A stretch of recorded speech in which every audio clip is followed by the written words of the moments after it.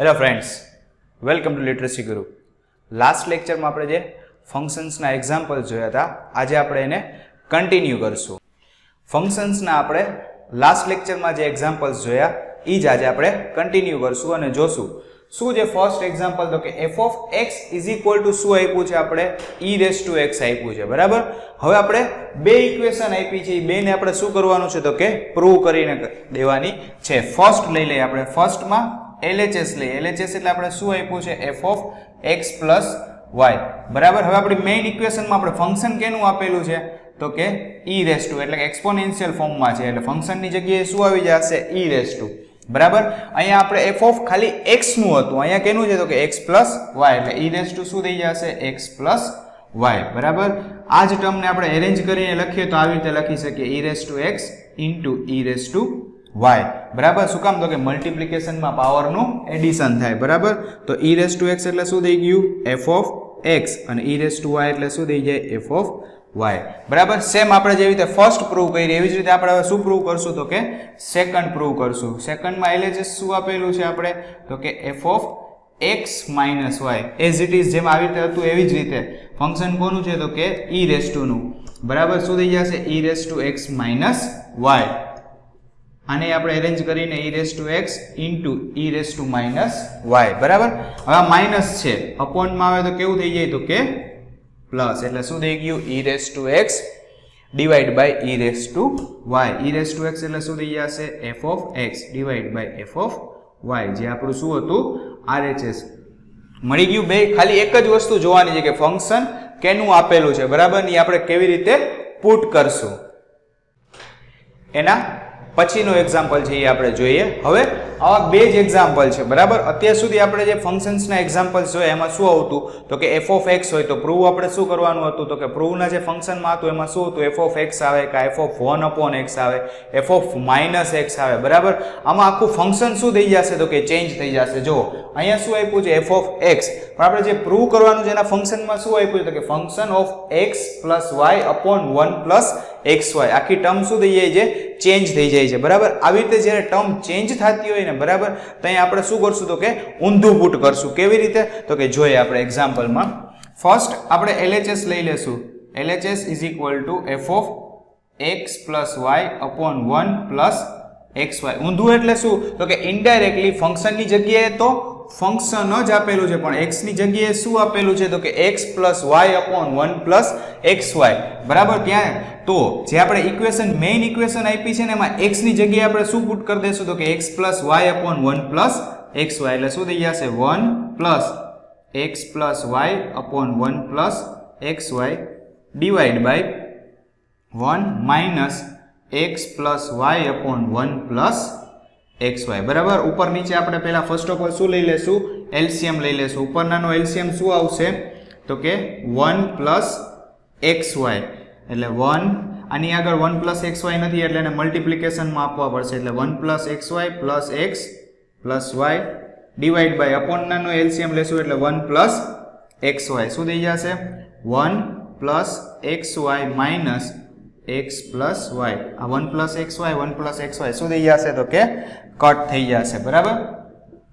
તો બચશે શું? 1 plus x plus y plus xy, બરાબર. ટર્મને મેં શું કરી છે? એરેન્જ કરી, બરાબર. આ 1 plus xy બ્રેકેટ ઓપન કરો એટલે બેયને માઇનસ લાગશે, માઇનસ x અને માઇનસ y, બરાબર. જેવી રીતે ઉપર ટર્મ એરેન્જ કરી એવી જ રીતે નીચે કરી નાખો એટલે 1 plus x plus y plus xy અપોનમાં 1 minus x minus y plus xy. ચલો આ બેમાંથી શું કોમન નીકળશે તો કે 1, તો અંદર શું બચશે? 1 plus x. આ બેમાંથી શું કોમન નીકળી જશે તો કે પ્લસ y, તો અંદર શું બચશે? 1 plus x. એવી જ રીતે અપોનમાં આ બેમાંથી શું કોમન નીકળશે? 1, તો અંદર શું બચશે? 1 minus x. અને આ બેમાંથી શું કોમન લેશું? માઇનસ y, તો અંદર શું બચશે?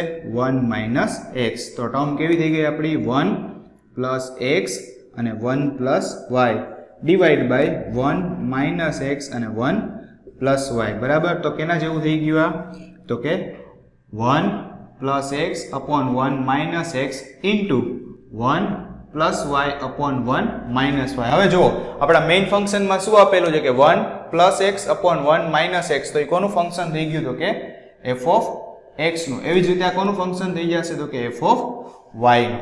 બરાબર, આપણે LHS is equal to RHS મળી ગયું. આપણે લાસ્ટ જે એક્ઝામ્પલ જોયો એમાં કેમ આપણે ઊંધું પુટ કર્યું હતું, સેમ ટુ સેમ એના જેવો જ એક્ઝામ્પલ છે.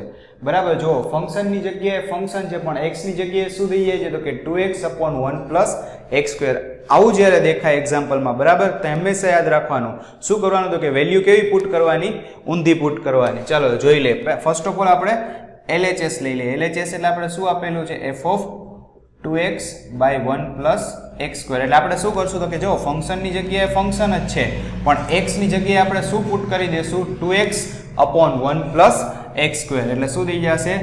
log 1 minus 2x upon 1 plus x square divide by 1 plus 2x upon 1 plus x square. બરાબર, હવે ઉપર નીચે ફર્સ્ટ ઓફ ઓલ આપણે શું લઈ લેશું? તો કે LCM. ઉપરનાનો LCM શું આવશે? 1 પ્લસ x સ્ક્વેર. એટલે શું થઈ જશે? 1 plus x square minus 2x divide by નીચેનાનો LCM લેશું એટલે શું થઈ જશે? 1 પ્લસ x સ્ક્વેર જ LCM આવશે. એટલે ઉપર શું થશે? 1 plus x square plus 2x. 1 plus x square 1 plus x square શું થઈ જશે? તો કે કેન્સલ. એટલે થશે શું? log 1 minus 2x plus x square અપોનમાં 1 plus 2x plus x square. આ કેના જેવી ટર્મ થઈ ગઈ? તો કે a plus b the whole square હોય તો શું થાય? a square plus 2ab plus b square. અને a minus b the whole square હોય તો શું થાય? a square minus 2ab plus b square. બે એના જેવી ટર્મ થઈ ગઈ. એટલે શું લખી શકશું આની જગ્યાએ? તો કે log ઉપર શું થઈ જશે? 1 minus x the whole square અપોનમાં એ જ થશે. શું થશે? તો કે 1 plus x the whole square. બેમાં ખાલી શું ડિફરન્સ છે? પ્લસ માઇનસ નો ડિફરન્સ છે. બરાબર, બેના આપણે 2 શું લઈ લેશું? તો કે સ્ક્વેર શું લઈ લેશું? તો કે કોમન. એટલે 1 minus x upon 1 plus x. બેનો સ્ક્વેર આપણે કોમન લઈ દો. લોગેરિધમમાં પાવર હંમેશા ક્યાં આવી જાય? તો કે આગળ આવી જાય. એટલે 2 log 1 minus x upon 1 plus x. એટલે શું થઈ જશે? તો કે 2 as it is log 1 minus x upon 1 plus x ની જગ્યાએ આપણે શું લખી શકીએ? તો કે f ઓફ x. બરાબર, જે આપણો રિક્વાયર્ડ આન્સર છે. બરાબર, સિમ્પલ. જ્યારે આપણે x ની જગ્યાએ કોઈ અલગ ટર્મ આપેલી હોય, બરાબર, કે જે આપણે પ્રૂવ કરી શકતા ન હોય તો હંમેશા શું કરવાનું? તો કે જે ટર્મ છે એને કેવી પુટ કરવાની? ઊંધી પુટ કરવાની. બીજામાંથી ક્યાં પુટ કરવાનું? તો કે પહેલામાં પુટ કરવાનું. ફંક્શન્સનો લાસ્ટ એક્ઝામ્પલ. બરાબર, આમાં જોઈએ ફંક્શનમાં આપણે શું આપ્યા છે? અત્યાર સુધી આપણે એકનું જ ફંક્શન આપતા. અત્યારે આપણે બે ફંક્શન આપ્યા છે. એક f ઓફ x આપ્યું છે અને એક આપ્યું છે આપણે g ઓફ x. અને પ્રૂવ શું કરવાનું? તો કે f of g of 2 is equal to 4 prove કરવાનું છે. બરાબર, તો ફર્સ્ટ ઓફ ઓલ આપણે g ઓફ 2 ની વેલ્યુ આપેલી છે. બરાબર, એ આપણે ક્યાં મૂકી દેશું? તો કે g ઓફ x માં મૂકી દેશું. બરાબર, એટલે g of x is equal to શું છે? તો કે x રેસ ટુ 4. તો ઇનડાયરેક્ટલી આપણે x ની જગ્યાએ શું આપેલું છે? તો કે 2. એટલે શું થઈ જશે? 2 રેસ ટુ 4. બરાબર, હવે આપણે LHS લઈ લેશું. LHS એટલે શું છે? f of g of 2. બરાબર, જો ફંક્શન કેનું આપેલું છે? તો કે log નો બેઝ શું છે? તો કે 2. બરાબર, અને g ઓફ 2 ની જગ્યાએ આપણે ફાઇન્ડ કરેલું શું મળી ગયું છે? તો કે 2 રેસ ટુ 4. લોગેરિધમમાં પાવર ક્યાં આવી જાય? તો કે આગળ. એટલે શું થઈ જશે? log base 2 into 2. આ બે ઇક્વલ હોય તો આન્સર શું આવી જાય? હંમેશા 1. તો 4 ઇન્ટુ 1 એટલે આન્સર શું આવી ગયો? તો કે 4, જે આપણે રિક્વાયર્ડ હતો. બરાબર, ફંક્શન્સના જેટલા IMP હતા એ બધા આપણે એક્ઝામ્પલ્સ ઓન બોર્ડ જોઈ લીધા છે. તમારે જો કોઈ ક્વેરી હોય તો તમે મને કોમેન્ટમાં કહી શકો છો.